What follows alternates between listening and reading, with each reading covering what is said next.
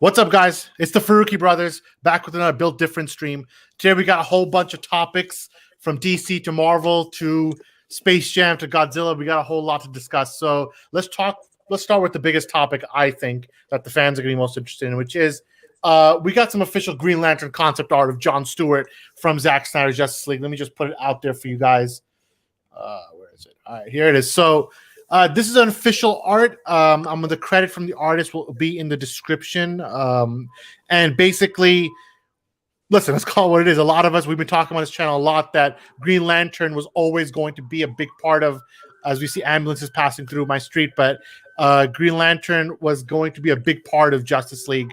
Well, not a big part. Well, it's going to be a part of Justice League for a while now, and we always do that. And the behind-the-scenes stories are what they are, and you guys probably heard a lot about it. And is this very loud, or do you guys don't hear it that much? All right, it's fine. So basically, you probably saw about 10 months ago, 9 to 10 months ago now, we did a couple of videos specifically about John Stewart. And there was a lot of rumors back then about which Green Lantern will be in Zack Snyder's Justice League. And obviously, there were talks with Ryan Reynolds that ended up going in and out. And then, but from the beginning, Zack's primary choice was John Stewart to introduce John Stewart into his universe and to be his Green Lantern. And here we have a concept art of an actor named Wayne T. Carr. He's a theater actor. He's actually someone that Ray Fisher knows from his time as well. And he was Green Lantern. He was Green Lantern for Justice League. And for those of you guys who don't know kind of what happened with the story, Zack did shoot a scene with Wayne and Ben Affleck, right? So for additional sequences. And Warner Brothers was basically like, listen, if you put Green Lantern in this movie, we're gonna take it out. Like it's not going out no matter what. Like, so it's not happening.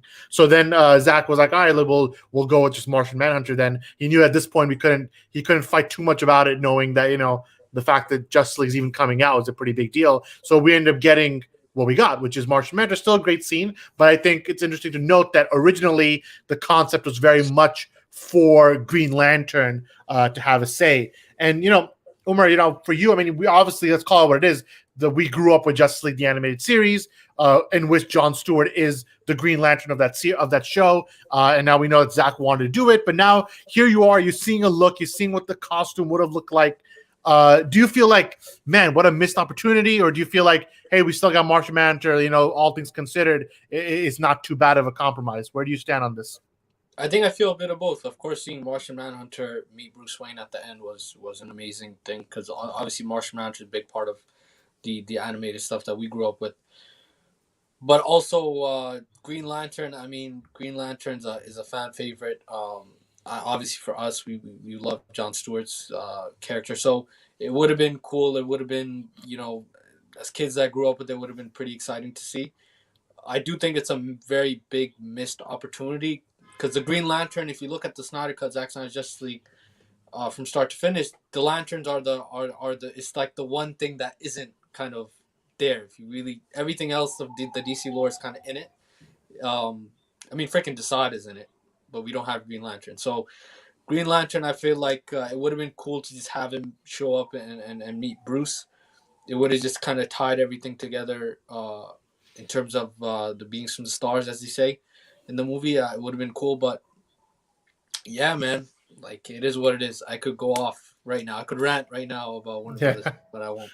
Well, we'll probably save it for the next topic, but let's keep the Green Lantern and Zion. For you, let's go with the actor, because Zack, he, for the most part, he goes for unknowns. Like, he goes for very fresh actors. He did it for Superman. He did it for Wonder Woman.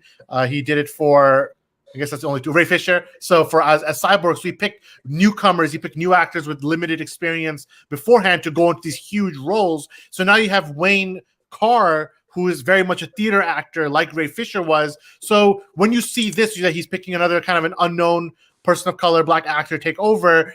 Where do you stand on that? Because we've heard rumors from, when you compare to the rumors of Ryan Reynolds, like where you get an A-lister, then when you go here, what kind of feelings did that invoke from you? Like, are you cool with more like fresh actors taking these iconic roles? I mean, I absolutely am. I think if you look at all of Zack's films, whether you're a fan of how he does his story or how he does his films, the one thing he always nails is his castings. I think his castings through all his films are spot on, and we've seen that in Justice League as well in the superhero films with Henry Cavill, with Wonder Woman especially, with Ray Fisher's Cyborg from this film, which now everybody's seeing how amazing he was. I feel like Green Lantern would follow suit just like that. If he sees something in this actor, then he probably knows that, all right, he's going to kill in this role. And he probably would have if we got to see him. And Warner Bros., for whatever reason, we know they have like their own ideas. Oh, we want a Green Lantern show on HBO Max or whatever they're thinking. They have their own ideas, which they don't want this to come in between. But just if he was there, even for the small scene, I feel like it would have been good enough where it'd be like, all right, this guy, he has the feel of what Jon Stewart should be in this role, in this movie. So it's sad we didn't obviously get to see him after he was chosen, after the scenes he shot. But I feel like from Zack's castings, this would just be another spot on casting that he would have picked. And Samir, for you, you've actually been on the Ryan Reynolds train, haven't you, for wanting him to be Green Lantern for Justice League? And I don't know if you're cutting out or not. So if you're not, I'll skip you. But if you are there, what did you? if you are still there, Samir, my question for you would be, Samir, if you're there, blink twice.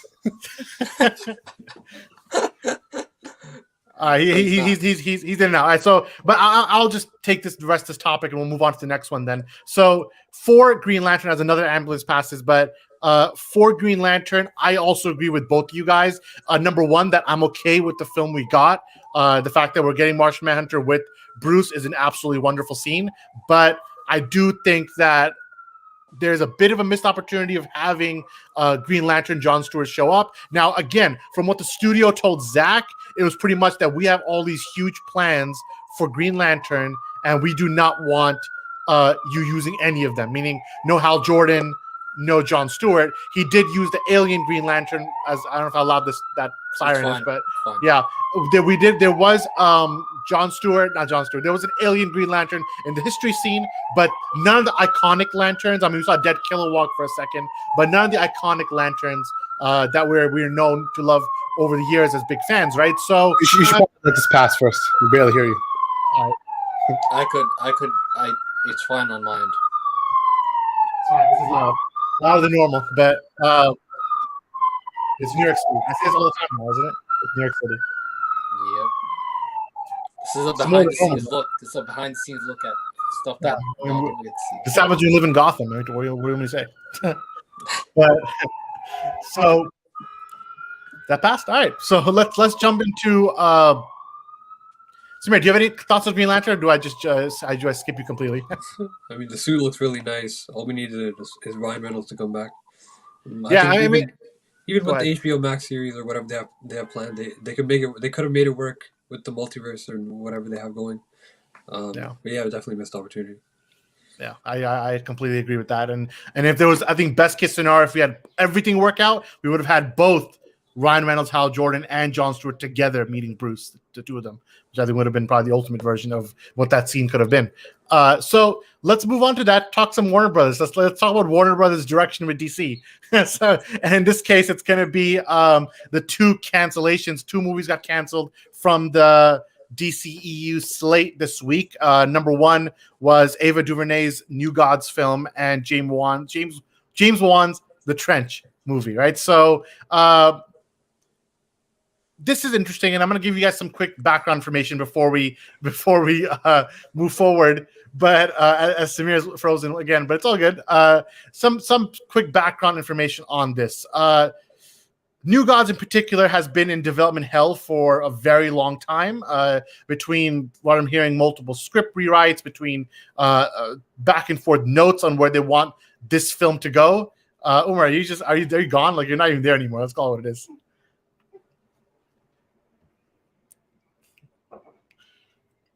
Yeah. I was saying, so between well, I don't know what I was saying at this point. Yeah, between the two films were obviously announced years ago, and before I open it up to the panel and jump around, and Samir, if you want, you can just toggle your camera on and off, and we'll see if that makes a difference. You've been stuck for a while now, and Umar can't take it that you're stuck. So for him, he can't keep a straight face. So you gotta throw a question my way, man, so I can just stop thinking about. No. Yeah, you know what? He left. Right? So I'm sure he'll be back in a minute. But the quick behind the scenes context of this is that the film, at least for the first one, has been in development hell for a while now, and it's been multiple script rewrites. You know, Tom King has been a part of those, by that creative process to bring these characters to life. But what's interesting is that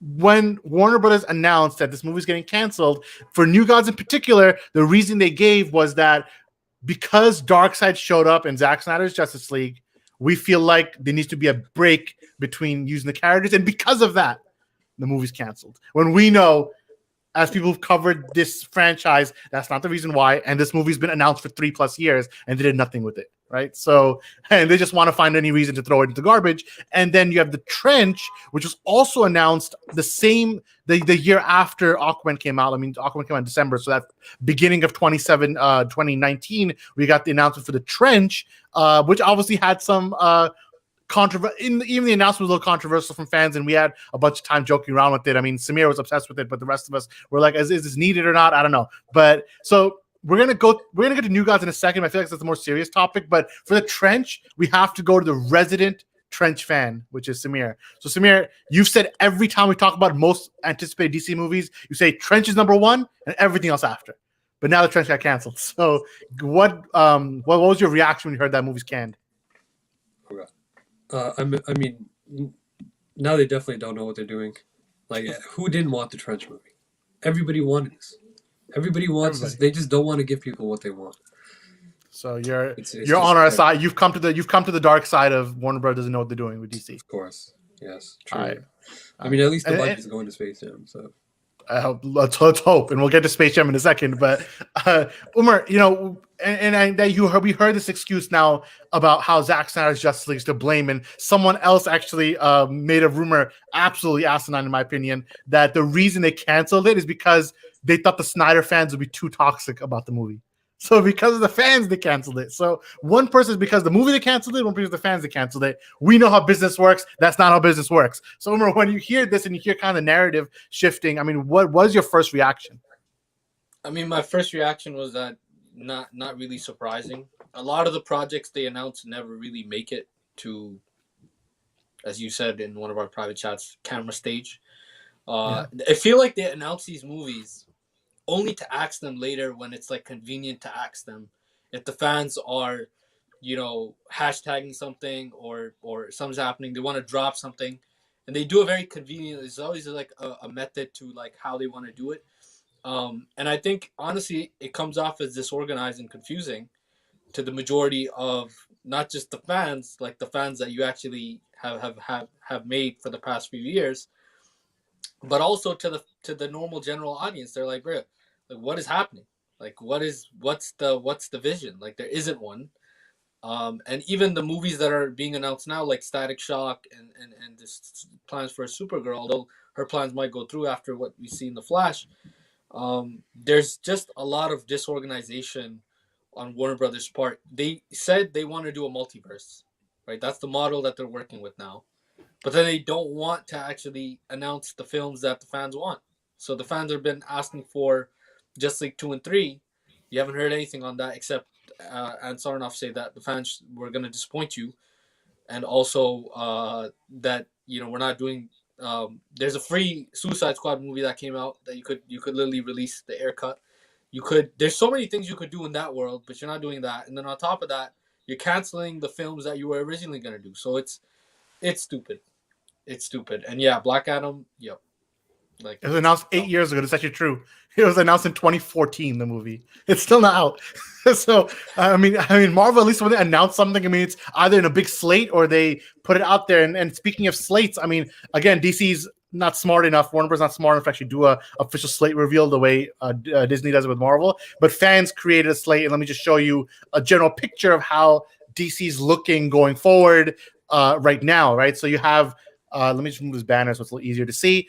So you got, you know, the Suicide Squad coming in August. You got the Batman, Black Adam, Flash, Aquaman, Shazam. Then you got multiple films with no release date and no general idea when they're coming out. And that's Batgirl, Blue Beetle, Superman, Wonder Woman 3, Green Lantern, Static Shock, Zatanna, right? And Trench and New God just got canceled. They're off the board. So yeah, I mean, now we're talking about the slate now. So when you're looking at this slate, I mean, look at that bottom the to be determined section. I mean, what's the over under? I mean, how many of these are even going to get made? Let's be honest. Knowing the track record of either of them, they stay in perpetuity to be determined, or eventually they come out. I mean, how many of these do you think even have a chance to make it to screen? Honestly, I think maybe just 2 or 3, because really, if you look at Warner Brothers' track record, you can't trust anything they say they're going to put out at this point, because they're hit and miss. They miss more than they've hit. And all the stuff they say, oh, we're going to do this, we're going to do that, they've always fallen through. And you look at, obviously, the Trench, like you said, there's a little controversy when they announced it, because it's like, okay, not a very, very small amount of people would want or even care about this. Samir is one of those people, the leaders of that side of the fandom. But they just wanted to capitalize on James Wan's horror elements, because obviously he's known for his horror films. So it doesn't make it. It's not too surprising that that specific project got let go, just because of the state of how things are in terms of the films they're releasing. But New Gods, that was their answer to Eternals, which Marvel is full steam ahead, coming out this year. Hopefully, unless it gets delayed. But it's like Warner Brothers, they claim in the article that, oh, we want to be Marvel, yet all the stuff that they could have been close to what Marvel's doing, they cancel or falls through, or they just clearly there's so much dysfunction that though they've announced all these projects, I'd be surprised if even 50% of them actually came to fruition when the time comes. Otherwise, if they do, it'd be riddled in delays and other production problems like The Flash and like Black Adam in the comments mentioned. 8 years ago it got announced, and now finally there's some development on it, actual development. So it's like, can't even trust what they're saying they're going to put out at this point. As a consumer, it's like, no, you cannot, because they've only disappointed or barely come through on their promises. Unlike Marvel, which when they announce their slate, you know it's going to come out 99% of the time. It's going to be exactly what they're saying. Also, there's another big point that can be made. Charles, if you want to put up the graphic again, just to make my life easier. So like, you know, like the Marvel, the MC universe, the Marvel universe, when they did Ant-Man, they did the movies that, you know, like they set up to those movies. Like they didn't just do them right in the start. Like there's some of these movies that are being announced here that no one's really going to care about in terms of like the wider audience. Like you're not going to get the general audience to give a crap about some of these movies. And it would have been smart to use HBO as a hub. Like things like the Blue Beetle, things like Static Shock, Zatanna. These aren't characters these aren't your like your heavy hitters. Like these are your like B or C level characters. That can become A with popularity, like if things go well. But you could have used the HBO Max series, the HBO Max like streaming model to just like give these guys fleshed out stories where you don't have to do a 2-hour mandate, which they're gonna do because they've been doing that now across the board. That's another conversation. But the Static Shock movie and Zatanna and these things, you could have worked your way up to them. And the model doesn't really work. Like the model that they have right now doesn't actually work, unfortunately. And the main thing is the consistency. Color. That's my big kind of gripe, is like, why are you cutting out specifically, like you look at 2017's version of Justice League versus, you know, what Zack had in mind and what's come out and we've seen, people of color are literally gone. Like there's not. So that's a bigger conversation. I'll let Shraz. And well, yeah, we'll get to Godzilla in a minute, and the same thing happened with Godzilla. 2-hour mandate, and somehow 5 or 6 actors of color were cut from the complete movie, which I found very interesting, right? So, and we'll get to that in a second. But the one thing I'm thinking about is, and Zion has spoken to something already, but it's a sign of consistency or lack thereof, because you announce these projects, and look at The Flash, for example. The Flash was announced 2014 or 13, like right after Man of Steel, the same time as BVS. We were getting a Flash announcement, and it's 2021, and they're just shooting it now after 10 different directors, 20 different writers, multiple script changes, and now we know producer mandated actors get cut out, like Ray Fisher, right? So I mean, so it's weird, and it leaves a bad taste in the fans' mouth when you're thinking like, this is what we're asking for. We just had Cyborg as the bona fide star of a Justice League movie, and the next time where you could have seen him again, he's not in it, right? So it's like, I don't know. That doesn't really work for me. And then when you see other things like, and Zack mentioned the Eternals was announced April 2018 by Marvel. New Gods was announced March 2018, 1 month before. Eternals is coming out this year. The other movie got canceled. So it's like, I don't know. It's just a bad look all around. And it's like, I don't know why they think the fans and the consumer base is so dumb, because saying something like, or even theorizing that, oh, it's because of Zack Snyder's version of the New Gods now was canceled, when you said it yourself. In 2018, so many years ago, both Eternals and New Gods were announced, and Marvel, they went ahead and they actually worked on the project. WB, they sat on it like to do with almost 99% of the projects, and they killed it themselves, and now they're like looking for a scapegoat. And what's the biggest scapegoat that they're trying to shoot down already after all success is Zack Snyder's Justice League. So now they're just hopping an excuse on that, even though they had plenty of opportunity. And you have a great director, you have a great writer in Tom King who worked with these characters and did a great job in the comics. You had everything at your disposal, and you just dropped the ball. And that's been WB's track record for many years now, just dropping the ball. The truth of the matter is that if there were actors actually casted for the new Darkseid was casted, the new this was casted, and if they actually started shooting, trust me, nothing would have been canceled. Nothing. It's like saying we're canceling Robert Pattinson's The Batman because, oh no, Ben Affleck's Batman came out. Like, that's not how they do it, you know? That's not how it is. Like, they didn't say Ta-Nehisi Coates' Superman movie is going to get canceled because Henry Cavill showed up for a second in this one. That's not how it worked. But no, Darkseid can't show up anymore because he already showed up once, right? It's a bad faith argument. There's also one big thing that I think that the studio should really think about, which is that, and I think I made this point on one of the previous podcasts, but I'll make it again, which is that your relationship with your fans, like you set up such a weird relationship where the fans actually, they don't mind like going at you. Like the fans, even journalists like us, like we go at you because you set up a relationship with them.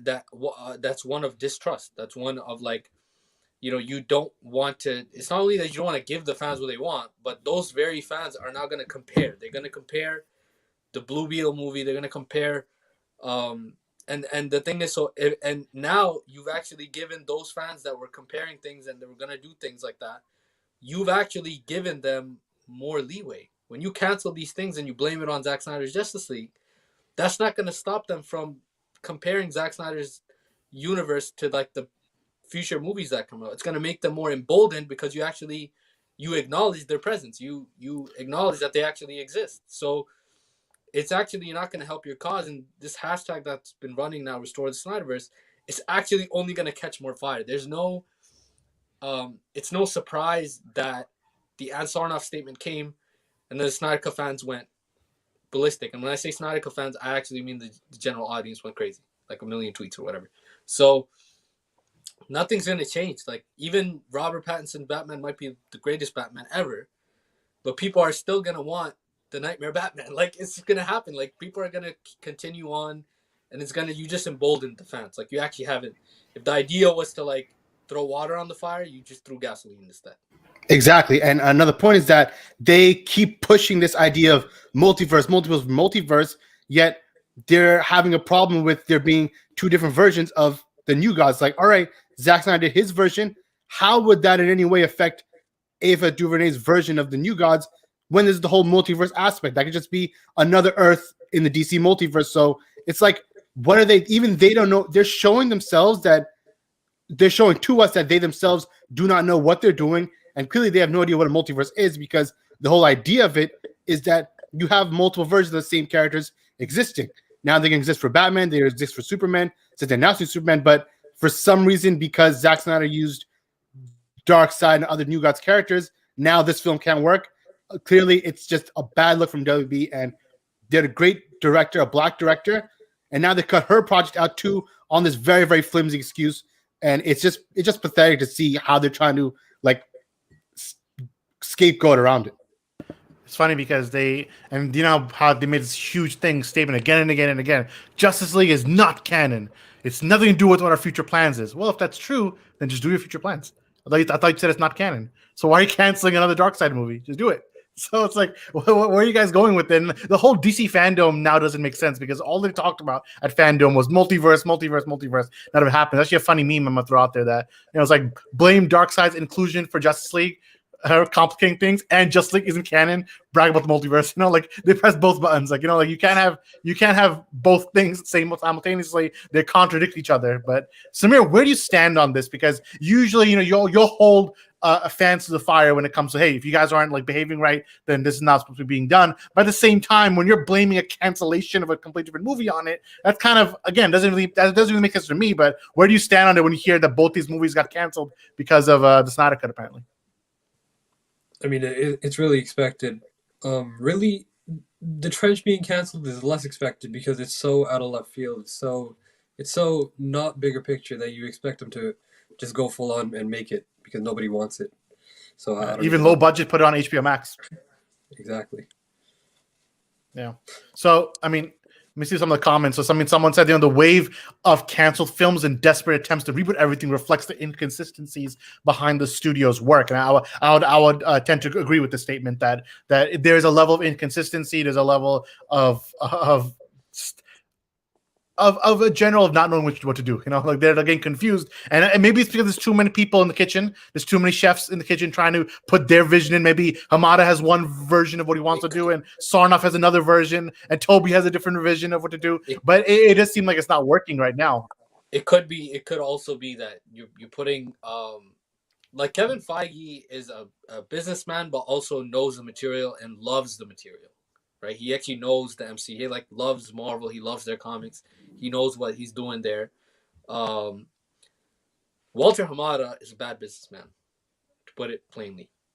So when you put a businessman in position to run an IP that he has probably very little knowledge of, then yes, you're gonna fail. And this is what happens. Like what's happening in front of us is the failure that we see. I actually think Jim Lee's the guy. Put Jim Lee. Jim Lee knows what a multiverse is. He's the one that freaking said it. Put Jim Lee in that place. No one is saying, oh, bring Zack Snyder back and put him in that place. No. People are saying, let different stories be told. Let your umbrella widen. But then as far as like DC on film, I feel like Walter Hamada doesn't know what the hell he's doing. I think Jim Lee's the guy. Like Jim Lee's the guy. Maybe Walter Hamada, like maybe he has more of a business. Well, he does have more of a business mindset.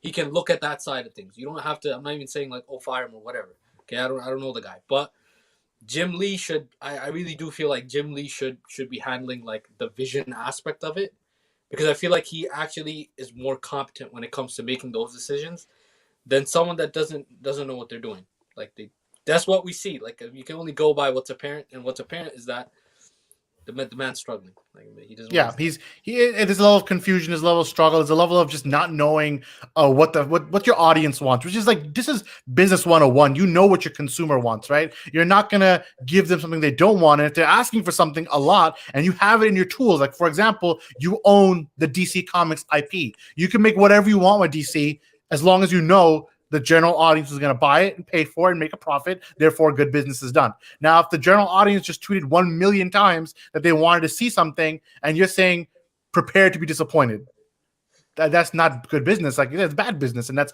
even on Sarnoff, and that's on her. Like you expect better. And again, Feige would never do this ever. I mean, even when there are mistakes, I mean, he's not perfect, and Marvel is far from perfect. But at least at the minimum, they understand their core fan base. I mean, you can make case the WandaVision, they slipped up a little bit, understanding what their core fan base wanted, but it's never to the point of egregiousness, right? If someone from Marvel tweeted, I'll give a perfect example. They let Tom Holland go and they let his contract slip. Sony took him back, right? Sony took Spider-Man back from Disney. The fans only trended for 1 day. The next day, they made sure the deal was closed. They said, we'll make it happen. We'll make sure Tom Holland's Spider-Man is going to be in the MCU because the fans want it, right? And they're going to pay for more Spider-Man. Now we're getting, and it doesn't matter if we like it or not, like Spider-Man. The point is, Far From Home made $1 billion. Homecoming made $1 billion, right? So Homecoming didn't make $1 billion, but it made close. And then they're universally acclaimed movies, right? they made sure we're not going to lose Spider-Man because the fans are asking for it. That's how it's done, right? Because you listen to the fans, right? And you can't say, oh, they're screaming, they're making business, they're being toxic or whatever. And they probably were being toxic, of course. When James Gunn got fired, people were saying they're toxic fans asking for it back. Guess what? They know the toxic fans would be toxic, but the majority was asking for James Gunn to come back. They hired him back. Whether you agree or not, they did it because it's a good business move, right? And now he's doing Guardians 3. So why can't Warner Brothers do something similar? It boggles my mind. Yeah, Toxic there's like yeah, Umar, go ahead. You go ahead. Yeah. Yeah, like the toxic fandoms, like the small little weirdos, they exist in every group. I mean, Captain America, or the new guy that's playing Captain America. So I'm on that wave. Don't worry, I'm not a fan of the new guy, but death threats and these type of crazy things that are happening. This is the real world, right?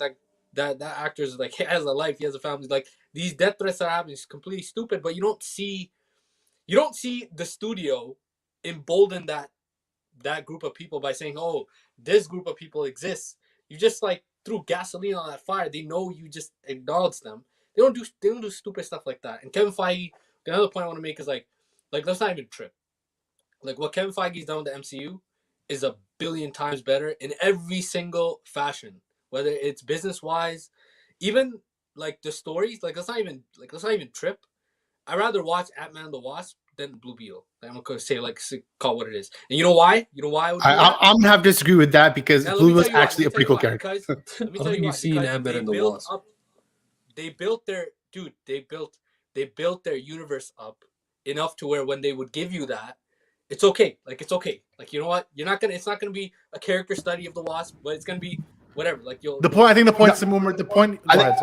This one last point. I think the thing is that like a lot of people don't realize, yeah, there is a give and take. Like, all right, the fans asked, they want Spider-Man back in the MCU, and Marvel made it happen. Now the fans could ask for some other things. Maybe Marvel's like, we don't want to go this direction, but there is a give and take because now in 2021, it's not like you eat everything that this corporations are just feeding you. Now you fight by say, oh, I want this, I want that. And when you see a million tweets about restore the Snyderverse, that doesn't mean cancel everything else or stop other creators from making their projects in DC or in Warner Brothers.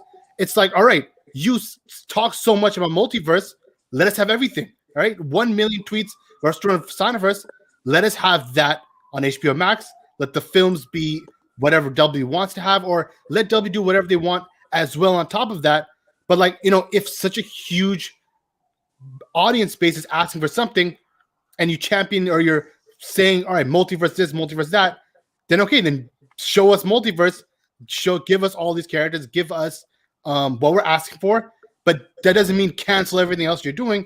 It just means give us that as well on top of the rest of the stuff you have planned. That's all, literally. But instead, they choose to alienate and call all fans toxic and whatnot instead for some apparent reason. And if people thinking budget's an issue, it's not. I mean, Netflix just paid $400 million to get exclusive rights to Rian Johnson's Knives Out sequel. $400 million, right? And Justice League with Superman, Batman, Wonder Woman, the biggest IPs, and actors like Jason and Gal and even Ezra, who are completely built in with the audience already with solo films. That's worth the $250 million or whatever it's going to cost to make it. And honestly, if Zack's really good with small budgets, give him 175. I'm sure he'll make it work, right? Like this guy will shoot in his garage if he has to and make it work. So I mean, it's one of those things that he can work on a lower budget too, but it depends on the studio. And we say this every single stream now, so it's like it's becoming a broken record. But it's about ego and it's about people in power who feel like if my way is not going right, I'd rather burn it all down than do it that way. Like I'll do it my way or nothing. And that's kind of what we're seeing right now. But it is what it is. But there's one question before we move on from this. So we spent about half the show on it. But so he said, sorry if you already talked about this, but do you guys think that the canceled New Gods and Trench budget is to free up production to restore Snyderverse? It's not. It's not for that. Considering they're blaming Zack Snyder's universe for the cancellation of, for example, New Gods, they're not going to put money on that universe for whatever reason. Yeah, and usually budget allocation, especially in film studios, do not work like that. So if it's not really as black and white as we're canceling one movie, we're putting the budget from here to here. In fact, the budget for this was never even set in stone yet. That's how back they were. So when they say things like, "Oh, it got canceled because of this," I look at the production, what state of production they were in, and they were at the script writing stage right now. They didn't get to any production. They didn't even get to casting yet. So there is no real budget for the show. Yeah, I'm sure they had some of the salaries. I'm sure they'll pay off. They'll pay DuVernay and they'll pay Tom King whatever their respective contracts were. But since there's no one else contracted, there was no cinematographer. There was no main actor. No one was cast as Darkseid.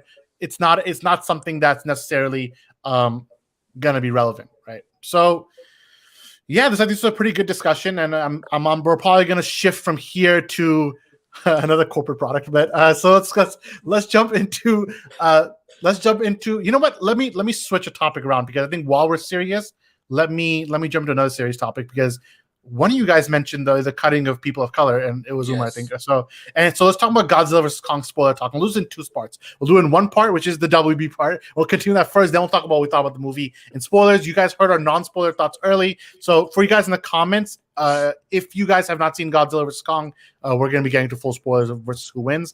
There is one more comment from the old topic that I think we should cover before we jump in, which is, how soon do you think the multiverse reboot will happen in the current lineup of movies we have announced? Well, the big thing is, like, and this is Hamada's point of view, right? His point of view is that my universe didn't start yet. His universe in his head will start the second the Flash comes out. That's his beginning, because he wants to reboot the universe. It's going to keep some things, move some things, and create whatever he wants to do with DC going forward. So for things like Supergirl, for example, the Supergirl film, that's going to get set up in the Flash movie, etc. So, or whatever they're doing with Keaton, if Keaton even is still Batman, like we discussed last week, it's up in the air now. They want to move forward with Keaton as the new Batman, and he's going to be doing whatever. So I mean, it's bad ideas, but like let's stick to Godzilla versus Kong for a minute. But so yeah, it was brought to my attention, and not even brought, but we've noticed it, that Godzilla vs. Kong is under 2 hours. It felt very choppy, and it was like they kept all the action sequences, and everything else was like, might as well not even watch the movie. And we already said that, we said that like it's just bad, like it's bad objectively. And the action sequences are good, so I will give them props, like good action, good cinematography, whatever the case might be. But shortened runtime, number one. Number two, characters were paper thin. But then you come to the realization that, wait a minute, weren't there other people cast for this movie that just didn't show up? And it turns out there were about 4 to 5 people, whether it be Asian American actors or Black actors, who did not show up in this movie, who were actually in the previous movies. Not like they're brand new actors, they were legacy characters from the other movies who are coming back, and they got completely cast removed, or like the villain of the movie, his entire story was removed, right? So Zian, I'll give this one to you. I mean, when you're hearing something like this, I mean, what do you think about it? Because number one and number four, but I'll give one more fact to you before you go. Mortal Kombat, that movie, also is under 2 hours, the mandate. So, and who's in charge of all of this? Toby. So go ahead. Clearly, they're trying to harken back on. It's an ego thing. It's an ego thing 100%, because they tried to do a Justice League. They failed miserably, and they saw they were wrong with Zack Snyder's Justice League. So now they're like, okay, we're going to keep trying this until it works, so then we could be like, oh, look, our model, our way works. So they tried Godzilla versus Kong, and though it is getting good reception, like generally, because it's just CGI lizard, CGI monkey fighting each other, and that is really what the movie's about, what it's for. And okay, like, though, yeah, the 2-hour mandate, it hurt the movie story-wise, because a lot of the human element was either just borderline unwatchable, or just cringe, or just bad writing in general. But I don't know if that was changed, or that was just how it feels, because that's what was left in the movie. But like you said, because of this 2-hour mandate, so many of like the key story beats and story threads from the other movies through Godzilla vs. Kong, they were all cut out, and all these characters were cut out as well, or their roles were diminished to almost nothing in the film. So, and that's pretty sad and very pathetic to see. Just so the studio mandate can be can be fit, they had to cut all these things out. And it's like, if they let it go a little longer, let it go 2 hours, 30 minutes, or 2 hours, 20 minutes, would that have helped the product? I think it would have 100%. And it's really sad to see, obviously, the people that got cut out were the actors of color. And most of the characters in the film, aside from like the one villain and the girl, they were all obviously basically white Americans or white characters. So to see that the majority of characters of color, is just exactly like what we saw in Justice League from 2017. All the characters are cut out. 99% of the characters were characters of color as well. So it's like, okay, like the message you're sending is obviously a very bad message, especially after it happened twice over. And hopefully on Mortal Kombat looks obviously a little better than that did. I feel like it'll handle the 2-hour mandate better. But as far as this was concerned, I guess they cut it out because they're like, all right, it's just big CGI battle and the audience will eat it up, popcorn film. So let's just remove the actual story from the film because really this film has no story. Yeah, I mean, a good friend of ours once said, "Who the hell is Toby?" but basically, Toby, he has. I mean, we're assuming Toby right now, but Toby has this thing where the 2-hour mandate. I mean, it just spells his name, the same tricks, the same things again and again, and maybe it'll work for Godzilla. The audience is liking it so far, so I guess whatever it is. But and it's doing it again for Mortal Kombat. I mean, Space Jam I think is going to be under 2 hours anyway. We'll get to Space Jam in a second, but let's move from that because I think you covered everything you could possibly cover on that end. But let's talk about who won and do we like the movie and full spoilers. So Samir, you could answer this one. I mean, full spoilers now. We got your one-word reaction last week, but this week, what did you think about the movie in terms of how it ended? The fight scene between Godzilla and Kong. All of us were wrong about who's going to win. So I mean, what do you think about the movie? I mean, Umar was right about who was going to win, even though he doesn't even care. But I think the movie was good when it was supposed to be, like for the fight scenes, but everything else was just expected to just be shallow and pedantic. So it was just expected to be mid overall. It was a fun movie to watch, I guess, but yeah, it was just for the CGI and big, large lizard fights monkey. That's what it was. And I think on that level, I mean. Is there anything to say about this topic? I don't even know. Like, do we even ask you anything about it? It's just I'm not into it anyways, so like I wasn't gonna come out of it like the cinematography was nice though. I mean, in terms of negatives, the human characters were probably the worst I think in any film I've ever seen. Like it was like I wanted to almost skip anytime humans showed up because of how bad it was. Like the girl who was talking to Kong in sign language, she's like the only good character in the film because she actually had some importance, and she doesn't even talk. And she didn't talk exactly. So it's like everybody else was just like very shallow, very pathetic, and it was just it's poor writing. Like when the coffee spilled on like the machinery, and they kind of like stunned Mechagodzilla. It's like that's just bad writing. Like what are you doing? That was the worst part of the whole movie. It was quite bad. And like I said, just to give an idea of how bad the writing was, if the best character in the movie is the one that's not talking, then the writing's bad. So that's probably the best way to go. But do you want me to make you guys laugh for a second? Let's see. Robotic Uzi saying what's good. Yeah, I think so. We have some people in the comments just giving quick thoughts. I mean, the formula for MonsterVerse needs to change. It feels like that to be short to be entertaining. A Planet A with monsters or something. Like I get what you mean by that. And then Raya jumped in. I'm not sure if the 2-hour man is the issue so much as executive oversight on the pacing and writing. The story can be told in 2 hours, but the plot points need to be covered. And this is a good point. This is a good point. And then we have one more. Saying Warner Bros. Was so mad that Zack was able to release a 4-hour Justice League movie that in response they cut the rest of their blockbusters to 2 hours. So yeah, I mean, it's very interesting. That's all I'm going to say. It brings a question up because like the director obviously was mentioning this on Twitter. It's like, yeah, I have this many hours of footage, blah blah blah. Like, oh, I feel like I could tell my story in 2 hours. Like, all right, is he saying that just because Warner Bros. Wants him to say that? It's because like if they had a choice, really, I feel like he wouldn't have actually cut so much. He would have kept it longer. I don't feel like it's like if you actually give the director their choice of how long they want the movie to be. Yeah, like some directors they can choose to be small. Like Into Spider-Verse under 2 hours, amazing job. It was a perfect job because they knew they could tell the story in that amount of time. But it's like if a director wants to do over 2 hours, you should let them do it. I feel like a studio mandate runtime is like the worst thing you could do to lessen or lower or cut down a vision or a story the director's trying to tell that might take a little longer than 2 hours. to your point, remember even David Ayer, when Suicide Squad came out, he was like down with it. He was like pushing it. He was saying this is my thing, and also it's like, remember, like I think it was the first month of release. I mean, I wouldn't expect. I mean, if Deborah Snyder was in the press room for Justice League 2017, you know that the way these contracts work, you're basically given scripts. I mean, Fisher basically said that to me for Forbes. So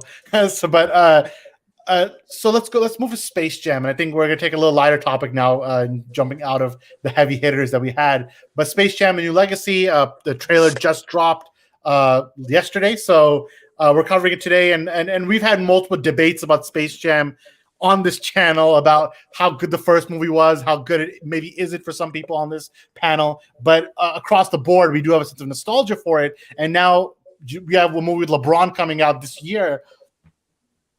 Who do I start with first? I mean, Samir, what do you think about this trailer? I think it looked great. I think Warner Bros. Is doing something right for once. Yeah, can't wait to see LeBron, the GOAT, right? The GOAT. All right, Umar, where do you stand on this? Because I mean, LeBron's your guy; he's our guy as well. But in terms of like, let's take our bias towards LeBron as a player, and let's look at the movie in terms of what they're trying to do with it, vision, cinematography, acting to some degree. So what do you think about the Space Jam trailer?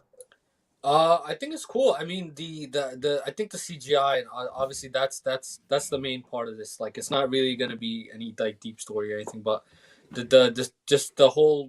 visuals are already looking amazing. And I look forward, obviously, to seeing LeBron James, GOAT, greatest player ever, basketball. Do you think LeBron is a better actor than Michael Jordan? See, this is where it gets a little tough, because now we're not talking basketball. So I don't know. We haven't seen the role, but from the trailer, yeah, we haven't seen his full role, but I can't tell. Like, I can't really tell. The thing is, Michael Jordan obviously has his own kind of like his own guy. He's a swagger. He's cool. Like, he's cool on screen. And LeBron, I think he's gonna play half cool, half goofy. Like, so he's gonna be a little goofy and like comedic. Because LeBron has comedic timing. Like, he has that. I don't think Jordan. He was in some comedy film, right? Yeah, he was. Yeah. So where Jordan is funny because he's dry.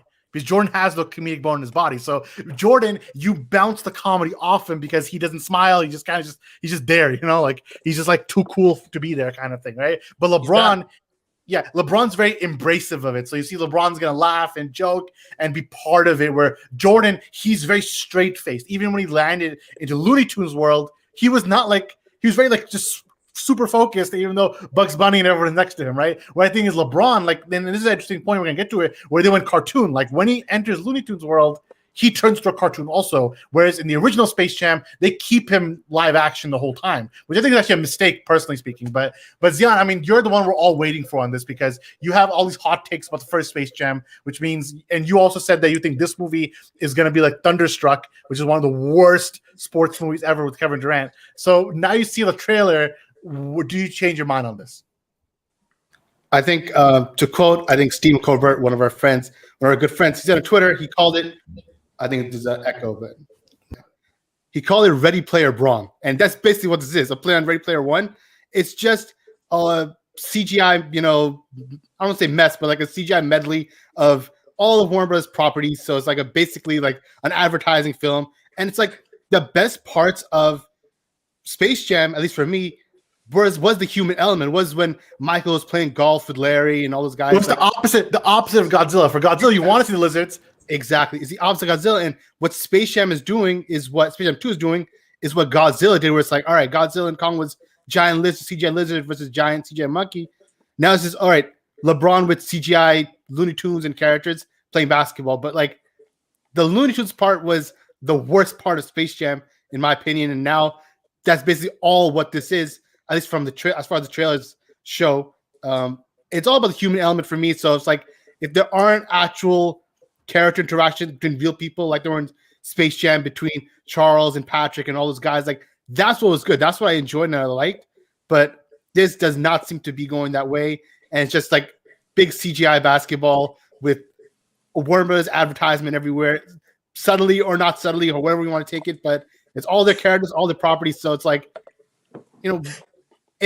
It doesn't look as good as Space Jam 1 as far as the trailer is, but let's see what the actual film has. I mean, how else is LeBron going to build a super team without every Warner Brother character? Jordan carried the tunes, but LeBron he got Gandalf on his list. So Very No, skip. he was like, listen, this is a meme that was going the whole time because Jordan, he was like, listen, give me Elmer Fudd, give me Daffy, I'll take care of it, just give me the ball. But LeBron's like, yo, let me get Superman, let me get Gandalf, let me get King Kong. He's like building a super. Let me get Iron Giant. That's sick though, let's be honest. does Iron Giant even have a killer instinct? I don't know, but I don't know if LeBron has one in this movie. Umar. He has one in real life, so kind of. He has one in this movie too, because look, in the end, just because he said he wanted to recruit Superman and Batman and again Gandalf or whatever, right? In the end, he's on the court with the rejects, so he still takes the court with the Looney Tunes. I mean, in the comments said there'll be multiverse. He made a good point. They made a good point because Space Jam is, like Charles in your tweet, you said they're doing a better job showing how multiverse exists than DC and then DCU itself actually is. Like, that's a bad look for DC. All I'm saying is that this movie could be goated, but will it be better than the original Space Jam? Very hard to say still. And that's because I've nostalgia, but Zion should never complain. That's the thing. You curse out Space Jam, the first one, and now you're saying this one's bad too. Like, I don't know. I said that one was like a 3 out of 5, but this is like going to be 2.5 or 2. Like, it depends on what kind of human element they have in the film. The human element is going to be LeBron and his son, and they're going to be estranged, and he's going to not like each other. Samir pointed this out to me. I know you don't have the picture, but Samir pointed this out to me where at the tip-off, it's LeBron's son who's doing the tip-off with LeBron.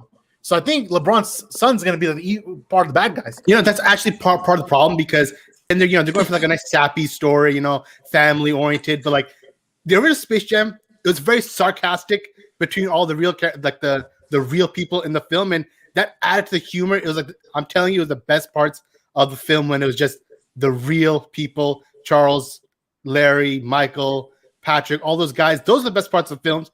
And now this is going to be more about the family. You don't want Anthony Davis as a large bird and Damian Lillard as a robot? I do not. I literally do not. Listen. Let's just everyone in the comments is checking Zion right now. But Rhymesome said no bad mouthing about Space Jam, and he's also said someone turned Zion's mic off. So I think we're all on that level. You're just being the negative person here. Space Jam 2 is going to be really good. It's not even called Space Jam 2, but I'm the only one not blinded by nostalgia right now. Whatever. But I'm just saying that. Listen. Instead of Charles Barkley, you got Anthony Davis. Instead of Muggsy, you got Damian Lillard, and you got Sue Bird, and you got someone else from WNBA. Instead of they're just CGI basketball villains. They're not even really there. Or now we don't know what their role's really going to be. Yeah, we don't. Yeah, Klay Thompson. Maybe they'll get cut out. Yeah, Klay Thompson also. Who knows if they're going to make the cut, bro? Zion, do you have a problem with Tweety Bird? I don't mind the Looney Tunes characters in general, but it's like they're not the part of the film I'm going to watch it. Let me tell you what Zion wants. How is that possible? Let me tell you what Zion wants. Zion wants a deep freaking character study where LeBron's son gets killed by the Joker, and there's like a nightmare sequence happening. You're not getting that, right? It's not gonna happen. Listen, a Nightmare LeBron sounds pretty sick. What are you talking about? It really doesn't. That's the thing. It actually doesn't. Loki, it literally doesn't. All right, how could we forget the Charles Barkley video game about like the neo-noir dystopian future post Space Jam? Wasn't that one of the best games? Yeah, but they're not doing that here. This is just like a fun, wholesome movie for kids. It's for kids. Exactly. It's just for kids. But the original Space Jam, they had jokes and lines that were for adults and for the people who actually enjoy basketball and were the basketball fans. Lines are for them and not, it was for everybody. This seems like it's geared only towards kids. I gotta say, Zion's wrong to be over, fam. How's he winning you over? You're a LeBron chill. I mean, it's gonna be a goated movie because LeBron is the GOAT, so it's goated. All right. But when LeBron shows up in the trench coat and he's walking out and he has a deep philosophical conversation with Michael Jordan about what honor means, then we'll see. Guess what? You're literally describing what they had in the Charles Barkley video game. LeBron James' grandson and Michael Jordan was like the crazy guy. I want Michael Jordan to make a cameo. I know he's not. Also, I will give this film a 0 if the Looney Tunes do not mention Michael Jordan at least once. Like, oh yeah, he came and helped us out before, and now LeBron's obviously the guy in the present. If they don't mention him, I'm gonna give it a 0, 100%. I don't think they will. I think this is actually a reboot. They have to reference it at least. You know why? It's a reboot in the way he went to the universe, because they're calling it the serververse, which means it's part of some kind of like computerized thing. Whereas before he went to a golf hole and he just found the universe, right? So in this one, he went to like space and time and he saw all the different universes. He saw the Game of Thrones universe, the DC Comics universe. Then he saw Wizard of Oz, and then he finally landed. And we know from some reports that he's gonna visit the Wonder Woman movie. He's gonna visit different movies when he's like trying to do things. So I think it could be kind of sick. Sounds like Warner Brothers corporate advertisement. So what? Aren't they Yes, all? and Literally yes, and isn't Avengers Endgame corporate advertisement for every Marvel character? How does that even make sense? How does that even make sense? That's all one universe. This is just like one big commercial that like, all right, we're Warner Brothers, and this is all the stuff we have that we can show you guys. Someone else did this already, but I don't know why. Oh yeah, Ready Player One. This is like Ready Player One, but for movies. but was Ready Player One bad? It was mid. That's enough for me. I'll take it. Listen, that's like my expectation. I don't know why Zion thinks that Wait, I'm so- going Wait, Samir, you don't like Ready Player One, so how can you like this movie? What's the difference? LeBron. I like Ready Player One more than Charles did. Charles thought it was mid, but I was like, all right, that's still that's not nothing. Because they got to go. You usually got to go. All right, so what are the chances Zack Snyder's Justice League is referencing Space Jam? In the crowd, you see Nightmare Batman. I think Let me we saw Jared Leto's Joker is going to be in this. Not Jared Leto himself, but it's going to be that Joker. And Pennywise is going to be in it, and Hagrid's going to be in it. Harry Potter's going to be in it. Voldemort's going to be in it. What would Nightmare LeBron James look like? You'd Same have more trench range, coat. bro. He puts the Miami Heat uniform on. You know. Oh yeah, he's wearing number 6. Remember? Yeah. That's I was the- talking about that he's wearing number 6 instead of 23. So Umar, what do you make of this? I mean, I was a fan of Miami LeBron too. No, but why would he wear in this movie? What does that mean? That's because it's his actual number, bro. Does this mean it's he's placed in the past or not? What? I think my theory is that it's not because in the past, it's because Looney Tunes already had a number 23 on Toon Squad, and that was Michael Jordan. So LeBron cannot use 23 again. If they do something like that, I'll give it like 1 extra point on the grading scale, because then, all right, you get reference from there that 23 is retired on the Toon Squad for MJ, and then LeBron has to use number 6. They got to talk about More- why the jerseys are different. All right, Robotic Uzi has a comment saying that. Trash. Listen, the best guy in the film is on LeBron's That's the helmet. regular LeBron. Listen, realistically, let's put some realism into it. I hate being that kind of guy, but I'm going to do it now. LeBron's been trying to change his number for the last 2 years, 6, and Nike keeps telling to delay it because the jerseys, right? So you can make a case that he was trying to take his number to 6 before the movie comes out, so it's actually uniform. Then, like, he's wearing 6 now with Lakers, and he's wearing 6 in the movie, but he didn't do that because Nike pushed him to change his number back to 6. So it's one of those things. And for the hairline thing, we had another comment saying that he'll shave his head for Nightmare. I mean, I think that makes more sense. That makes a lot more sense, yeah. Yeah. And yes, are we going deeper for Space Jam 2 than we did for anything Zack Snyder Justice League? Yes. Are we talking more fire in our eyes? Yes. But yeah, I guess I'm gonna skip Falcon Winter Soldier straight off. We're gonna skip it. We'll talk about it next week. But let me hit you up with some philosophical question before we end up, and it's this one. I mean, if a snake wields a knife, would it be like in his mouth or with the tail? So, Umar, you gave me this, so where do you stand on it? Probably with the mouth, but then he loses a weapon, so it's kind of weird. Zion, where do you stand on this? I disagree. I think the snake would hold it by its tail. Samir, what about you? I think it'd definitely be more versatile with it holding it with its tail, but who knows? Who knows? I think he would hold it with his mouth because that's the only way it makes sense to me. Well, which way should he hold it? That's a different question. I think tail would be smarter, but the mouth is realistic. If a frog had pockets. If a frog had pockets, this is something you guys don't know about. Maybe next week I'll bring it. But yeah, do we even have any? We have a lot of people saying tail, so I guess most people are disagreeing with me. And who else in mouth? Is it me and Samir? Or am I alone? Oh, it's me and Umar. I don't know. All right, 1 minute left. Fire round. JoJo Bizarre Adventure Part 6 has been announced this morning. So I know, Umar, you're very happy that we were done talking about Attack on Titan, but now we're talking about JoJo. So it's like a nice like transition. But Samir, what do you think about Part 6 coming out? Finally, I mean, we waited so long. Zion, what about you? Part 6?